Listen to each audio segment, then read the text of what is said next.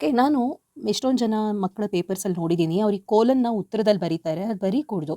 ನೀವು ಆನ್ಸರ್‌ನಲ್ಲಿ inverted commerce ಆಗಲಿ ಅಥವಾ ಕ್ವೆಶ್ಚನ್ ಮಾರ್ಕ್ ಆಗಲಿ, ಎಕ್ಸ್ಕ್ಲಮೇಟರಿ ಮಾರ್ಕ್ ಆಗಲಿ ಇದ್ಯಾವುದೂ ರಿಪೋರ್ಟೆಡ್ ಸ್ಪೀಚ್‌ನಲ್ಲಿ ಬರೀಕೂಡ್ದು. ಇದು ಬರೆದ್ರೆ ತಪ್ಪಾಗುತ್ತೆ, ಮಾರ್ಕ್ಸ್ ಹೋಗುತ್ತೆ.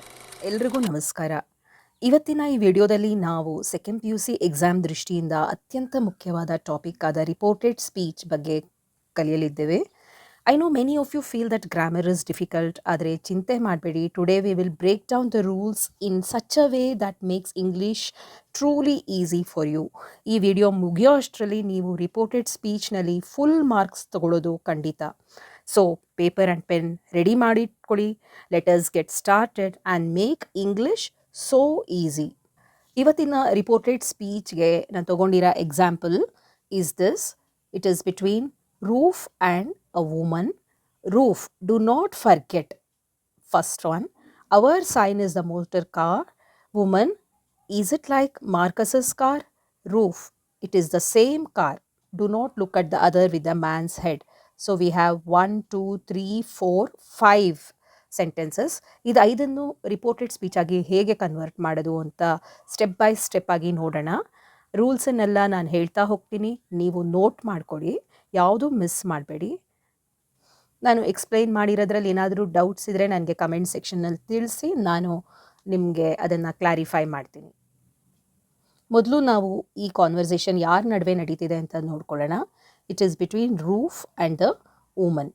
ಓಕೆ, ನಾವು ಇಲ್ಲಿ ಈ ರೂಫ್ ಕಾನ್ವರ್ಸೇಷನ್ನ ಫಸ್ಟ್ ತಗೊಂಡು ಅದನ್ನು ರಿಪೋರ್ಟ್ ಮಾಡೋಣ. Roof, do not forget our sign is the motor car.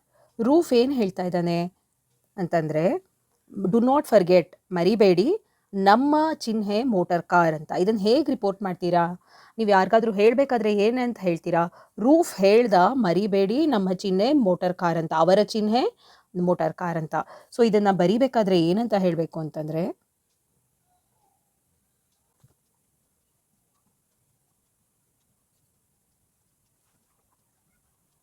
Roof told the woman not to forget and added that their sign was the motor car. ಇಲ್ಲಿ ನಾವು first pronouns ನೋಡೋಣ, ನಾವು ಯಾವ್ಯಾವುದಿದೆ ಅಂತ. Okay, ಇಲ್ಲಿ hour ಅಂತ ಒಂದಿದೆ, ಇದು ಒಂದೇ ಇರೋದು. ಓಕೆ, ಅವರ್ ಏನಾಗುತ್ತೆ? ಅವರ್, ಅದನ್ನು ನಾವು ಅವರ್ ಹೋಗಿ ಇಲ್ಲಿ ದೇರ್ ಆಗುತ್ತೆ. ಇಲ್ಲಿ next reporting verb Roof, do not forget ಅಂತ ಇದೆ. So you have to say Roof told the woman. ಯಾವಾಗ ನಾವು ಟೋಲ್ಡ್ ಉಪಯೋಗಿಸ್ತೀವಿ ಅಂತಂದರೆ, ಯಾರಿಗಾದ್ರೂ ನಾವು ಹೇಳ್ತಾ ಇರಬೇಕಾದ್ರೆ, whenever there is a listener, ನಾವು ಹೇಳೋದನ್ನು ಯಾರಾದರೂ ಕೇಳುವರು ಅಲ್ಲಿ ಪಕ್ಕದಲ್ಲಿ ಇದ್ದಾಗ ನಾವು ಏನು ಮಾಡ್ತೀವಿ? Told. The reporting verb will be told. So ಇಲ್ಲಿ ಯಾರು ಕೇಳಿಸ್ಕೊಳ್ತಾ ಇರೋದು ರೂಫ್ ಮಾತನ್ನು? The woman. So we are saying roof told the woman do not ಅಂತ ಇದೆ. ಡು ನಾಟ್ ಅಂತ ಇರುವುದು ಏನಾಗುತ್ತೆ ಅಂತಂದರೆ ನಾಟ್ ಟು ಆಗುತ್ತೆ. So do not will become, this will become not to plus the verb, ಏನು ವರ್ಬ್ ಇರುತ್ತೋ ಅದಾಗುತ್ತೆ. Okay, so do not forget ಅಂತಿರೋದು the roof told the woman not to forget. So the verb is forget here. Okay, ಆಮೇಲೆ ಇದು first sentence ಆಯಿತು. Second sentence is our sign is the motor car. ಇಲ್ಲಿ ಮಧ್ಯದಲ್ಲಿ full stop ಇದೆ. So if you want to remove that, you use the conjunction and. ರೂಫೇ ಹೇಳ್ತಾ ಇರೋದ್ರಿಂದ you can say added that. ನಾನು ಹಿಂದೆ ಹೇಳ್ಕೊಟ್ಟಿರೋ ರಿಪೋರ್ಟೆಡ್ ಸ್ಪೀಚಸ್ನಲ್ಲೂ ಹೇಳಿದ್ದೀನಿ ನಾನು. ಹೀಗೆ ನೀವು ಕಂಬೈನ್ ಮಾಡಬೇಕಾದ್ರೆ you can add, you can say that and added ದ್ಯಾಟನ್ನು ಉಪಯೋಗಿಸ್ಬೋದು. ಓಕೆ, ಅವರ್ ಅನ್ನೋದನ್ನು ನಾನು ಆಗಲೇ ಹೇಳಿದಾಗ ಏನಾಯಿತು? ದೇರ್. ಇದು ಹೇಗಿದೆಯೋ ಮಿಕ್ಕಿದ್ದು ವರ್ಡ್ಸ್ ಹಾಗೆ ಬರೀರಿ. ದೇರ್ ಸೈನ್ ಈಸ್ ಅನ್ನೋದೇನಾಯಿತು? ಪಾಸ್ಟ್ ಟೆನ್ಸ್ ವಾಸ್ ಆಗುತ್ತೆ. ಅವರ್ ಅಂತಂದರೆ ಯಾರು ಇಲ್ಲಿ? ರೂಫ್ಸ್ ಪಾರ್ಟಿ, ಆಯಿತಾ? ರೂಫ್ನ ಪಾರ್ಟಿ. ಇದನ್ನು ಬೇರೆಯವ್ರಿಗೆ ಹೇಳಬೇಕಾದ್ರೆ ನಾವು ಏನಂತ ಹೇಳ್ತೀವಿ? ದೇರ್ ಅಂತ, ಅವರ ಅಂತ ಬದಲಾಗತ್ತೆ. ನಮ್ಮ ಅನ್ನೋದೇನಾಗುತ್ತೆ? ಅವರ ಅಂತ ಬದಲಾಗತ್ತೆ. ಇಲ್ಲಿ simple present tense is simple past tense ವಾಸ್ಗೆ ಕನ್ವರ್ಟ್ ಆಗುತ್ತೆ. ಇದು ವರ್ತಮಾನ ಕಾಲದ ಈಸ್ ಭೂತಕಾಲದ ವಾಸ್ಗೆ ಬದಲಾಗತ್ತೆ. ಅರ್ಥ ಆಯ್ತಾ? So our sign was the motor car. So ಇದೆರಡು ಸ್ಟೇಟ್ಮೆಂಟ್ ಏನಂತ ಆಗುತ್ತೆ ಅಂತಂದರೆ, Roof told the woman not to forget and added that their sign was the motor car. ಇದೆರಡು ನೀವು ಕರೆಕ್ಟಾಗಿ ಬರೆದಿದ್ರೆ ನಿಮಗೆ 2 ಮಾರ್ಕ್ಸ್ ಗ್ಯಾರಂಟಿ. ಮುಂದಿನ ನೋಡೋಣ. Is it like Marcus's car? Okay, ನಾನು ಎಷ್ಟೊಂದು ಜನ ಮಕ್ಕಳ ಪೇಪರ್ಸಲ್ಲಿ ನೋಡಿದ್ದೀನಿ, ಅವ್ರಿಗೆ ಕೋಲನ್ನ ಉತ್ತರದಲ್ಲಿ ಬರೀತಾರೆ, ಅದು ಬರೀಕೂಡ್ದು. ನೀವು ಆನ್ಸರ್ನಲ್ಲಿ ಇನ್ವರ್ಟೆಡ್ ಕಾಮರ್ಸ್ ಆಗಲಿ ಅಥವಾ ಕ್ವೆಶ್ಚನ್ ಮಾರ್ಕ್ ಆಗಲಿ ಎಕ್ಸ್ಕ್ಲಮೇಟ್ರಿ ಮಾರ್ಕ್ ಆಗಲಿ ಇದು ಯಾವುದೂ ರಿಪೋರ್ಟೆಡ್ ಸ್ಪೀಚ್ನಲ್ಲಿ ಬರೀಕೂಡ್ದು. ಇದು ಬರೆದ್ರೆ ತಪ್ಪಾಗುತ್ತೆ, ಮಾರ್ಕ್ಸ್ ಹೋಗುತ್ತೆ. ಅರ್ಥ ಆಯ್ತಾ? ಇವಾಗ ನಾನು ಇದಕ್ಕೆ ಆನ್ಸರ್ ಬರೆದ್ಬಿಟ್ಟು ಆಮೇಲೆ ಎಕ್ಸ್ಪ್ಲೇನ್ ಮಾಡ್ತೀನಿ. Woman is it like Marcus's car ಅಂತ ಇದೆ. ಅದಕ್ಕೆ ಉತ್ತರ ನೋಡೋಣ. The woman asked him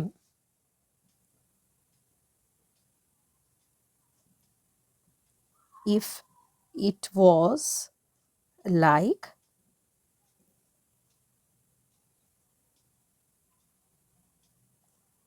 ಮಾರ್ಕಸಸ್ car. Question mark ಹಾಕ್ಕೊಡ್ದು, ಫುಲ್ ಸ್ಟಾಪ್ ಹಾಕಬೇಕು. ಇಲ್ಲಿ ಏನಾಗಿದೆ ಅಂತಂದರೆ, first of all the woman is asking, question mark ಇದೆ. So the reporting verb, first reporting verb ಏನಾಗುತ್ತೆ, ಸೆಡ್ ಟೋಲ್ಡ್ ಬದಲು ನೀವು ಆಸ್ಡ್ ಅಂತ ಹಾಕಬೇಕು, because it is a question. So you have to say the woman asked whether, and it is a yes or no type of question. ಇದು the question linker for yes or no is we use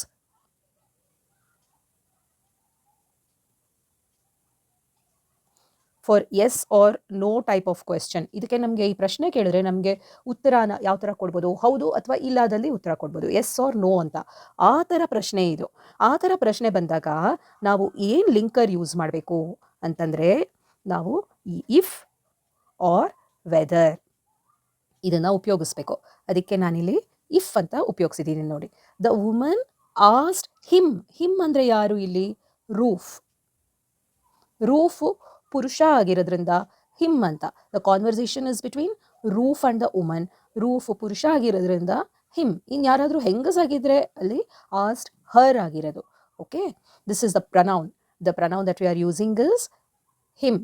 okay, and yes or no question ಆಗಿರೋದ್ರಿಂದ the question linker that we are using is if.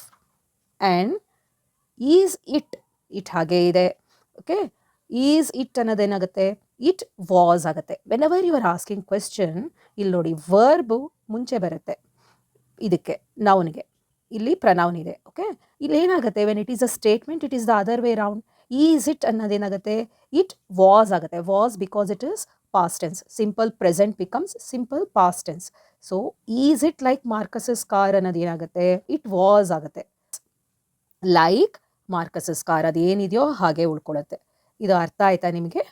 The woman asked him if it was. Is it ಅನ್ನೋದು it was ಆಗುತ್ತೆ. ನಾವು ಪ್ರಶ್ನೆ ಕೇಳಬೇಕಾದ್ರೆ is it ಅಂತೀವಿ, statement ಮಾಡಬೇಕಾದ್ರೆ it is ಅಂತ ಹೇಗೆ ಹೇಳ್ತೀವೋ ಹಾಗೆ ಪಾಸ್ಟ್ ಟೆನ್ಸ್ ಆಗಿರೋದ್ರಿಂದ ಈಸ್ ಹೋಗಿ ವಾಸ್ ಆಗಿದೆ ಇಲ್ಲಿ.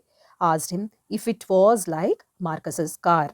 ಸೊ ಇದನ್ನು ಒಂದು ಕರೆಕ್ಟಾಗಿ ಬರೆದ್ರೆ ನಿಮಗೆ +1 ಮಾರ್ಕ್. ಟೋಟಲಿ ಇಲ್ಲಿ ನಿಮಗೆ 3 ಮಾರ್ಕ್ಸು ಸಿಗುತ್ತೆ.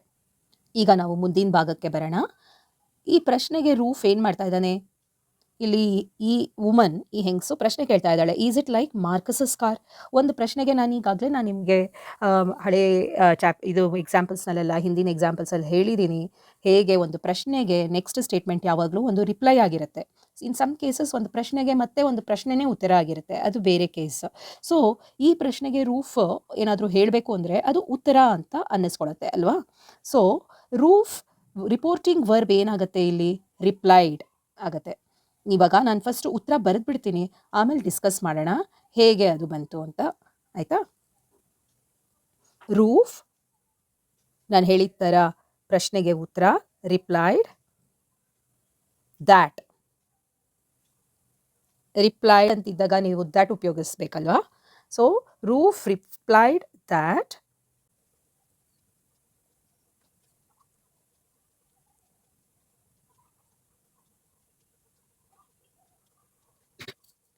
the answer is Roof replied that it was the same car and warned her not to look at the other with the man's head. ಇಲ್ಲಿ ರೂಫ್ ಯಾರಿಗೆ ಹೇಳ್ತಾ ಇದ್ದಾನೆ, ಆ ಹೆಂಗಸಿಗೆ ಹೇಳ್ತಾ ಇರೋದ್ರಿಂದ ಇಲ್ಲಿ ನಾವು ಏನು ಪ್ರನೌನ್ ಯೂಸ್ ಮಾಡ್ತಾ ಇದ್ದೀವಿ, ಹರ್ ಅಂತ ಯೂಸ್ ಮಾಡ್ತಾ ಇದ್ದೀವಿ. ಇಲ್ಲಿ ಹೇಗೆ ಹಿಂದೆ ನಾವು ಹಿಮ್ ಅಂತ ಯೂಸ್ ಮಾಡಿದ್ವೋ ಇಲ್ಲಿ ಹರ್ ಅಂತ ಯೂಸ್ ಮಾಡಬೇಕಾಗತ್ತೆ. ಇಲ್ಲಿ ರಿಪೋರ್ಟಿಂಗ್ ವರ್ಬ್ ಏನಾಗುತ್ತೆ, roof replied is the reporting verb. That it is, simple present will become past tense, simple past tense. It was the same car ಇದು ಹೇಗಿದೆಯೋ ಹಾಗೆ ಬರೀರಿ. ಸೊ ಇದು ಒಂದು ಸ್ಟೇಟ್ಮೆಂಟ್ ಕರೆಕ್ಟಾಗಿ ಬರೆದ್ರೆ ನಿಮಗೆ 1 ಮಾರ್ಕ್ ಇಲ್ಲಿ ಸಿಗುತ್ತೆ. ಮತ್ತು ಇದು 2 ಸ್ಟೇಟ್ಮೆಂಟ್ಸು, ಇಲ್ಲಿ 2 ಸ್ಟೇಟ್ಮೆಂಟ್ಸ್ ಇದೆ connected by a full stop. ನಾನು ಆಗಲೇ ಹೇಳಿದಾಗೆ ಹಿಂದೆ ನಾವಿಲ್ಲಿ ನೋಡಿ ಇದೇ ಥರ 2 ಸ್ಟೇಟ್ಮೆಂಟ್ ಇತ್ತು, ನಾವು ಆ್ಯಂಡ್ ಆ್ಯಡೆಡ್ ಉಪಯೋಗಿಸಿದ್ದೀವಿ. ಇಲ್ಲಿ ನಾವು ಆ್ಯಂಡ್ ಆ್ಯಡೆಡ್ ಅಂತಲೂ ಬರಿಬೋದು, ಏನೂ ತಪ್ಪಿಲ್ಲ. ಆದರೆ ಇಲ್ಲಿ ನೀವಿದು ಟೋನ್ ಆಫ್ ದ ವಾಯ್ಸ್, ನೀವು ದ ಇಂಟೆಂಟನ್ನು ನೀವು ಗಮನಿಸಬೇಕಾಗತ್ತೆ. ಯಾವ ದೃಷ್ಟಿಯಿಂದ ಇದು ಹೇಳ್ದ, ಅವನು ಆ ಹೆಂಗಸಿಗೆ ವಾರ್ನ್ ಮಾಡ್ತಾ ಇದ್ದಾನೆ, ಅಲ್ಲಿ ನೀನು ನೋಡಬೇಡ ಅಂತ. He is cautioning, he's warning. Okay, ಅದಕ್ಕೆ ನಾನಿಲ್ಲಿ ವಾರ್ನ್ಡ್ ಅಂತ ಬರಿತಿದ್ದೀನಿ. ನೀವು ಆ್ಯಂಡ್ ಕಾಷನ್ಡ್ ಅಂತ ಬರಿಬೋದು, ಆ್ಯಂಡ್ ಟೋಲ್ಡ್ ಹರ್ ಅಥವಾ ಅದನ್ನು ಬರಿಬೋದು, ಏನೂ ತಪ್ಪಿಲ್ಲ. ಓಕೆ, ನಾನಿಲ್ಲಿ ಆ್ಯಂಡ್ ವಾರ್ನ್ಡ್ ಹರ್ ಅಂತ ಬರಿಬೇಕಾಗತ್ತೆ, ಬಿಕಾಸ್ ಇಲ್ಲಿ ನಾವು pronoun he's talking to a woman, a female. So ಅದು ಹೆಂಗಸಾಗಿರೋದ್ರಿಂದ ಅವರು ಹರ್ ಅಂತ ಬರಿತಾ ಇದ್ದೀವಿ. Okay, told her do not ಅನ್ನೋದು ಏನಾಗುತ್ತೆ, ಡೋಂಟ್ ಅನ್ನೋದೇನು ಡು ನಾಟ್ ಅಲ್ವಾ, ಇದು ಇಂಟರ್ಚೇಂಜ್ ಆಗುತ್ತೆ. ನಾಟ್ ಟು ಆಗುತ್ತೆ, do not will become not to look at the other with the man's head. ಇದು ಹೇಗಿದೆಯೋ ಹಾಗೆ ಇರುತ್ತೆ, ಬರೀ ನಿಮಗೆ ಇಲ್ಲಿ ಚೇಂಜಸ್ ಮಾಡಬೇಕಾಗತ್ತೆ. ಓಕೆ, ಇದಿಷ್ಟು ಬರೆದ್ರೆ ನಿಮಗೆ another 1 mark. So you will be getting 2 marks here. ಇಲ್ಲಿ ನಾವು ಒಂದು ಬ್ರೀಫ್ ಸಮರಿನ ನೋಡೋಣ. ವರ್ಬ್ಸ್ ಇಲ್ಲೇನಾಗಿದೆ, ಪ್ರೆಸೆಂಟ್ ಟೆನ್ಸಲ್ಲಿರೋ ವರ್ಬ್ ಈಸ್ ಇಲ್ಲಿ ಸಿಂಪಲ್ ಪ್ರೆಸೆಂಟಿಂದ ವಾಸ್ ಬದಲಾಗಿದೆ. ಪ್ರನೌನ್ಸ್, ನಾವು ಏನೇನು ಪ್ರನೌನ್ಸ್ ಉಪಯೋಗಿಸಿದ್ದೀವಿ ಇಲ್ಲಿ, we have used the pronouns here. Our ಅನ್ನೋದೇನಾಯಿತು ಇಲ್ಲಿ ದೇರ್ ಆಯಿತು, ಆಯಿತಾ. ಆಮೇಲೆ ರೂಫ್ ಹಿಮ್ ಆಯಿತು, ವುಮನ್ ಹರ್ ಆಯಿತು. So we are using the pronouns our has become there. ರೂಫನ್ನು ನಾವಿಲ್ಲಿ him, she asked him, and the woman becomes her, he told her. So these are the pronouns we are using, and this is very important. And the commands that we are using, to is used for positive and not to for negative instructions. Don't ಅಂತಿರೋದು ಏನಾಯಿತು, not to ಆಗಿ ಬದಲಾಗುತ್ತೆ. And reporting verb ನಾವು ಏನು ಮಾಡಿದ್ದೀವಿ, ಒಂದು ಕಡೆ told. Okay, whenever you have a listener, you are using the reporting verb told, and it is a question, so you're asking a question. So the reporting verb that you are using is asked. I hope that summarizes this, and the answer is very simple. You can make a note of it, and in case you have any doubts, let me know in the comment section. I'll come back with the answer. Okay, in case you have liked this video, to give it a like. ಇದನ್ನು like ಮಾಡಿ, ನಿಮ್ಮ friends ಜೊತೆ share ಮಾಡಿ, ಹಾಗೂ subscribe ಮಾಡಿ, ನಿಮ್ಮ ಫ್ರೆಂಡ್ಸ್ಗೂ subscribe ಮಾಡೋದಕ್ಕೆ ಎನ್ಕರೇಜ್ ಮಾಡಿ. Thank you students.